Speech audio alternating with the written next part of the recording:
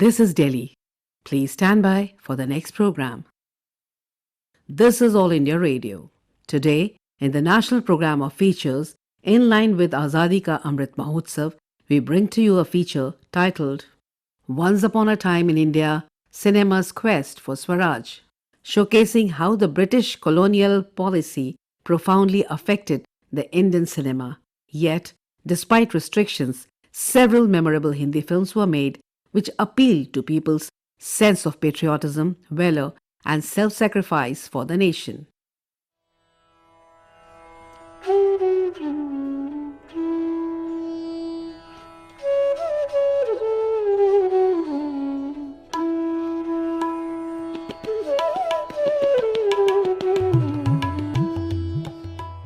On the occasions of national significance in India, we often hear songs from Hindi cinema that invigorate patriotic sentiments within.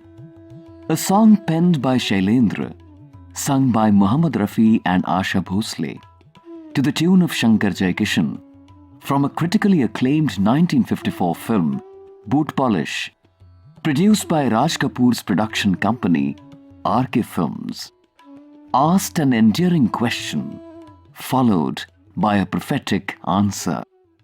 Nanne munne bacche, teri mutti mein kya hai? What's in your fist, little child?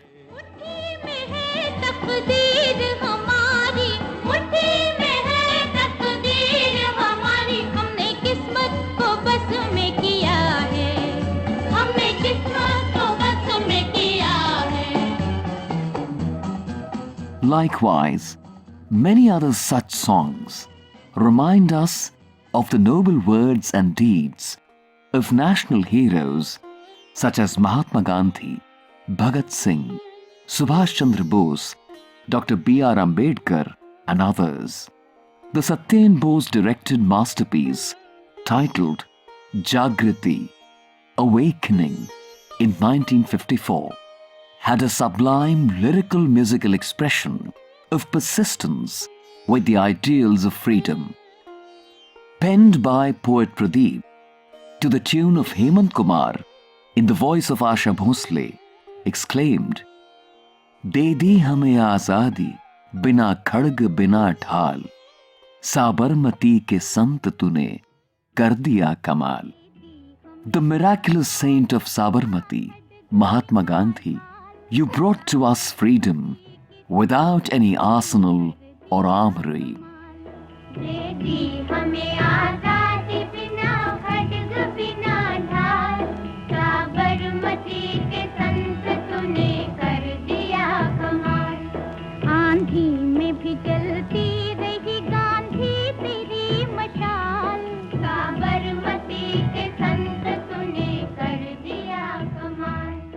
Likewise, a 1961 film Ganga Jamna, produced and written by Dilip Kumar, had the lyrics of Shakil Badayuni sung by Hemant Kumar to the tune of Naushad, invoking the children of independent India to become the just leaders of the future.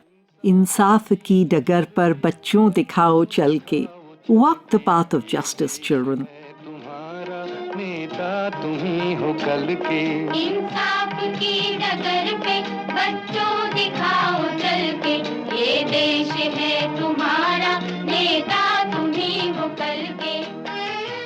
These cinema songs are the cultural encyclopedia of the ordinary folks in India. Ravi Kant, bilingual historian and writer, feels cinema has been a big repertoire of patriotic songs. These patriotic songs should be treated as special numbers in the sense that they are not integrally related to the narrative of the film, but they are inserted there as a special number, like bhajans were special numbers. Desh Bhakti Geet too was a special number. Priya Jaikumar, professor of cinema and media studies at the University of Southern California, feels Azadi comes up in so many different films, but they're referring to internal Azadis. In the songbook for the Hindi romance film Bandhan, which had Ashok Kumar and Leela Chitnis in it, it says स्वतंत्रता पर मनुष्य जान दे देता है, लेकिन एक ऐसा बंधन है जिस पर प्राणी मित्र जन्म भर की आजादी हंसते हंसते न्योछावर कर देता है, वो है प्रेम का बंधन. So even though it's a romance film, they're bringing in this idea of swatantrata, independence, while talking about the bandhan or the bond of love. So these are the ways in which this message comes through.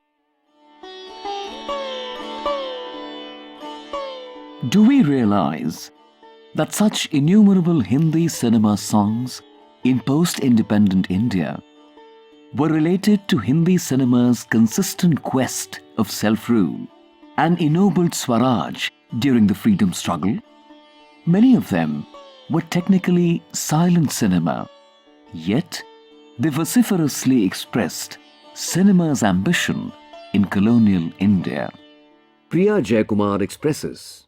Raw film stock, of course, is the base for analog media as opposed to our digital media today. So printed film was taxed at a lower rate, and raw film stock was taxed almost 3 times as much. So just to be a filmmaker in the colonial period as an Indian was difficult. And this crisis became even more with the Second World War because the US is the primary supplier of raw film stock. All the resources and raw materials went towards the military. So the stuff that makes film stock, like silver and gelatin and cotton, was being used for the military. So you can imagine just being a filmmaker in colonial India meant that the bar was very high. It was very expensive to get a raw stock.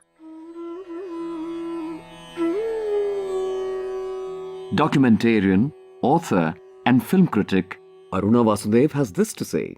The first filmmaker was D.G. Phalke, and it was around 1910 that he started looking at films he could make, and he even went to Europe to look at and buy equipment, and came back and tried to raise money, but it didn't help him to get the money he needed. And then in 1913, he made Raja Harishchandra, which had a huge premiere at the Coronation Theatre in Bombay. The medium of cinema made its appearance in 1896 at Watson Hotel in Bombay, and within 2 decades, it became the single largest form of entertainment in India.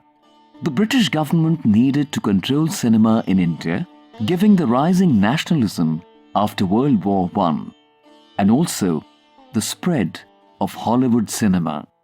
Priya Jayakumar analyzes. In Britain, it was the British Board of Film Censorship, which later became the British Board of Film Certification. And that was a voluntary body, actually. It was not a statutory body. So a filmmaker who was not pleased with their decision could also submit it to local authorities. But in India, it was statutory and it was mandatory. It was also decentralized so that there were major cities, Bombay, Calcutta, Madras, Lahore, and Rangoon, which had boards which would certify these films. And at a certain time in the beginning, a film could be certified in one place and not certified in another place. So the ban would not be all India.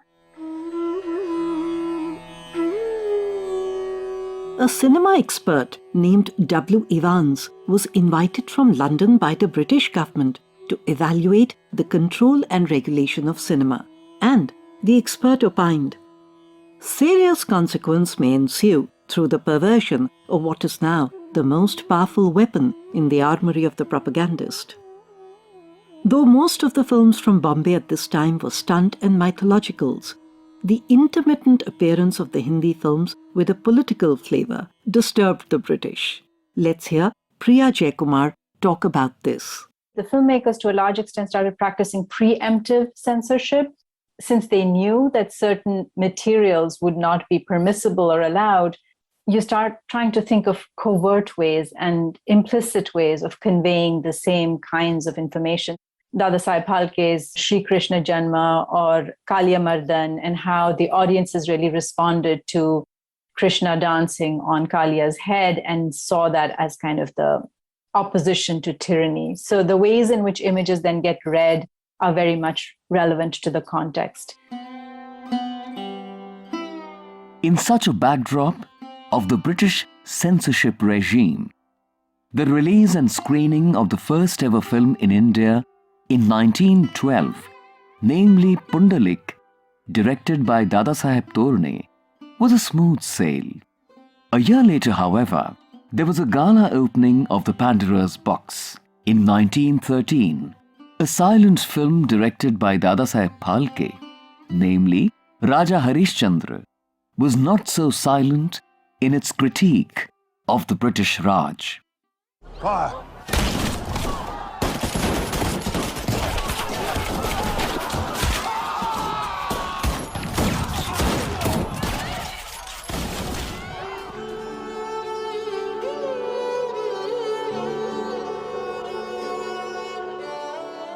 After the Jallianwala Bagh massacre, groups of Sikhs were trying to establish control over the Gurudwaras, their places of worship, by conducting jathas, marches. Though this was a local and seemingly harmless issue, it soon assumed the dimensions of a social movement. The Shori studio at Lahore produced a film on these jathas titled Shahidi Jatha in 1924 for the Shiromani Gurudwara Prabandhak Committee. The government of Punjab promptly banned the film and alerted other provinces. Let's hear Someshwar Bhamik, documentarian and research scientist with the Educational Multimedia Research Centre at St. Xavier's College, Kolkata. From the late 20s, we had some people who were trying to engage with the agenda of the freedom struggle. Now, coming to the sound era, there was a film made by V. Shantaram. It was titled Swaraj Toran.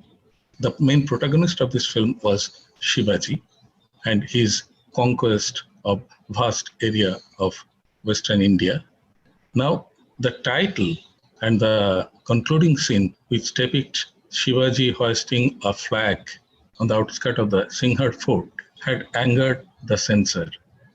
It was a direct reference to the conquest of the native forces over foreign forces. Foreign forces meaning Mughal. But this reference was taken in a different angle by the British censors. They were so angered that the scene of hoisting of flag had to be removed, and also the title of the film had to be changed to Uday Kal. The regime of censorship soon faced new challenges with the arrival of Ardeshir Irani's Alamara in 1931, the first Indian talkie, Roth, 1931, a film produced by the Imperial Film Company and directed by R.S. Chaudhary, had a character modelled after Mahatma Gandhi called Gharib Das, who fought against untouchability. The Bombay Censor Board cut out many of its scenes and renamed it Khuda Ki Shan. Ravikant remarks, all media personalities, they were struggling to express themselves. There was censorship. You could not, for example, stand for people like Bhagat Singh, Bal Gangadhar Tilak, Jawaharlal Nehru, and Subhash Chandra Bose obviously was a big no-no. So the personalities and the work that they did, whenever they were picked up, the British colonial censorship actually came down heavily on them. So films were censored, left, right, center. That is why filmmakers tried to make films on subjects that did inspire patriotism, but not necessarily linked with the nationalist movement, which had all kinds of energies. There were socialist energies, there were communist energies, there was right-wing energies, there were Hindu nationalist energies, there were Muslim nationalist energies. All kinds of people were fighting for the cause of India. For example, Premchand wrote a film like Mazdoor, The Mill. It was censored in certain areas, and it was very badly cut. So much so that it became a discouragement for him, and he went back to wherever he came from. There were films that did succeed in getting released without obstacles in spite of the adherence to the ideas and insights of various national leaders of the time. Produced by the Bombay Talkies, the Himanshu Roy and Devika Rani film of 1936, Achut Kanya, the Untouchable Girl, was a fine accomplishment of the German film director Franz Osten. The film was based on a story titled The Level Crossing, written by Niranjan Pal, the son of the freedom fighter Bipin Chandra Pal. Naturally, Niranjan Pal also wrote the screenplay, centralizing the tragic love affair of an untouchable girl and a Brahmin boy. Someshwar Bhaumik has this to say. I would refer to a film called Achut, which is to be distinguished from the film named Achut Kanya, made in 1936. This film named Achut was made in 1940 and it was directed by Chandulal Shah. Now, this film was about untouchability or addressing the Dalit problem in India, and it secured the public blessings and support of Mahatma Gandhi and Sardar Patel. Now, we should also remind ourselves that Mahatma Gandhi was a person who never found anything very useful in the medium of cinema. Even that personality had come out in the open in blessing this particular film because of its subject, which was dear to his heart. Sardar Vallabhbhai Patel attended the premiere show of Achut and expressed his admiration. Someshwar Bhaumik observes, V. Shantaram was a person who always tried to find stories, find subjects which would appeal to the patriotic persons. In 1937, he made a film called Duniya Na Mane, which raised a voice against unfair marriages and also advocated widow remarriage. And almost out of the blue, the film had a documentary footage showing Vallabhbhai Patel making a speech against abstinence. Now, although the film was not banned, but the documentary footage of Vallabhbhai Patel had to be removed. Film critic Pran Neville had recalled watching the film in his youth in 1937 in Lahore. According to him, quote, considered to be one of the best films made in India, it has left a permanent mark on the pages of film history and also on the minds of the audience of my generation. No wonder, highly acclaimed by the media, it was then shown at the Venice International Film Festival. Unquote. There were films which suggested that to fight the British, India needed to be socially united and progressive. Now, these kind of films were gradually found to be more in sync with the psyche of our people. There was a film called Brandy Ki Botal, which was directed by Master Vinayak, and it was produced in 1939. It criticized liquor consumption and exhorted Gandhian morality. The British censorship did not do anything to it.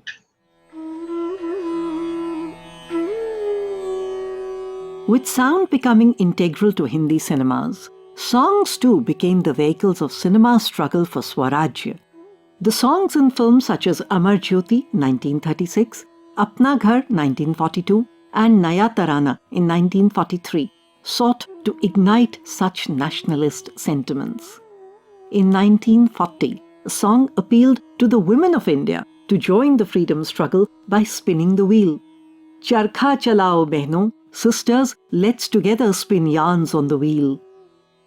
Poet Pradeep penned various songs evoking patriotic sentiments. The song in the film Bandhan 1940 invited the youth of India for greater national cause. Chal chal re naujawan, keep walking, O youth of India.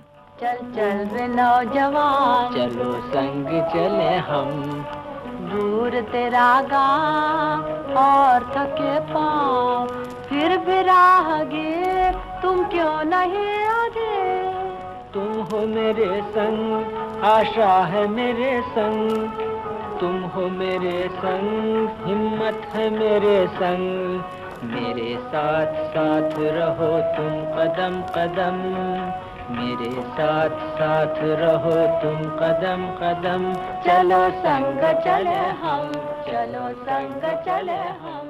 Far more dramatic was that, for a song from Kismet in 1943, there were arrest warrants issued against poet-lyricist Pradeep and music composer Anil Biswas on the charge of sedition.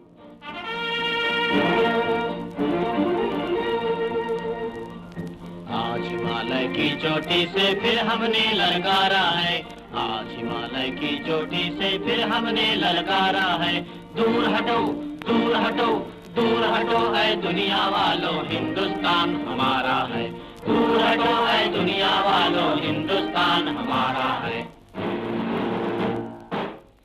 Mahatma Gandhi was averse to the medium of cinema and proclaimed that he would prefer a spinning theatre to a film theatre. However, Kanu Desai, an artist close to Gandhi, persuaded him to watch an Indian film, the Vijay Bhatt produced film Ram Rajya. Gandhi agreed since he wanted to firm his opinion only after watching an Indian film. In spite of Mahatma's reservation about cinema, Gandhi remained the poster boy for many filmmakers in early cinema during colonial India. The censorship became more intensified and arbitrary with the outbreak of the Second World War, and particularly following the Quit India movement and the imprisonment of national leaders in 1942. The film Dheeraj was already showing in the theatre in 1942 when the government of United Provinces banned it, objecting to the portrayal of a procession with a tricolour flag resembling that of the Indian National Congress. The film had an invigorating song, Dham Dham Dham Veer Chale, thundering, the heroes marched on.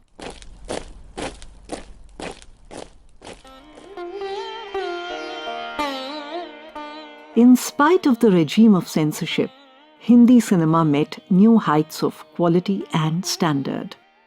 And therefore, a sophisticated style of realism began to be central. Not surprising, in the year 1946, the Chetan Anand directed Nichanagar made it to the very first Cannes Festival in France and earned rave accolades. The film had songs in the backdrop of music composed by the classical maestro Ravi Shankar, enthusing revolutionary ambitions in the youth of India. Utho ke hame waqt ki gardish ne pukara, arise that the challenge of time calls us.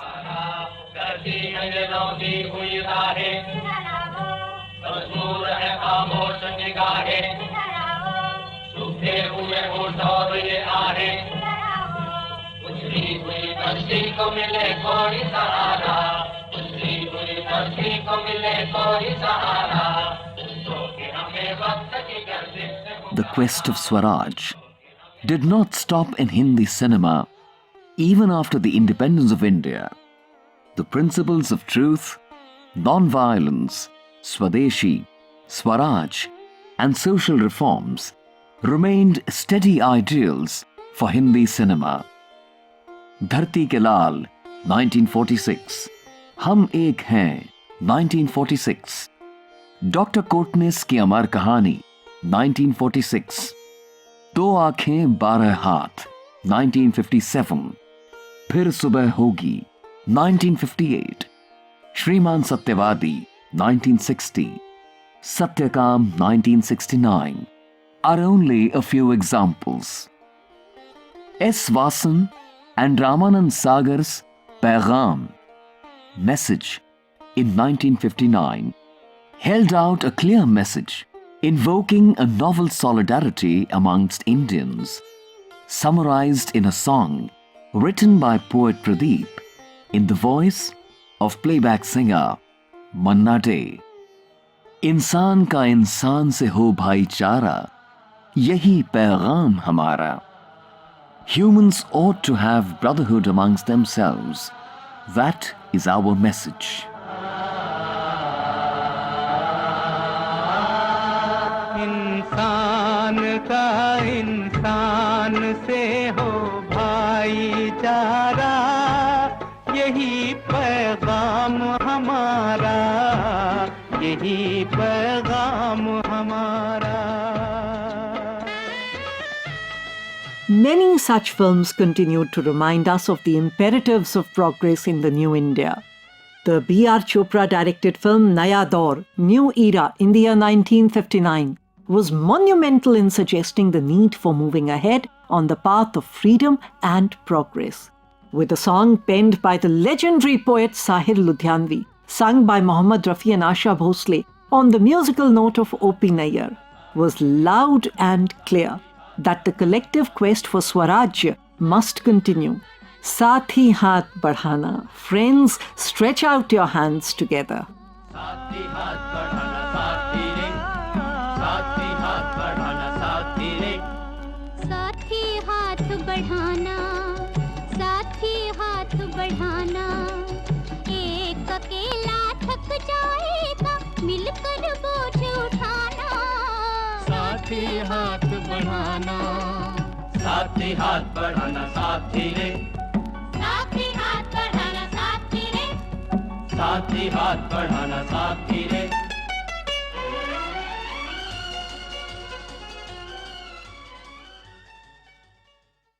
In the national program, you just heard a feature titled Once Upon a Time in India, Cinema's Quest for Swaraj. Narration was rendered by Kiran Mishra and Manoj Mainkar. The feature was scripted by Nath Pathak and the program was produced by Meenakshi, Mund. A presentation of the Central English Feature Unit, this broadcast came to you from the Delhi station of All India Radio.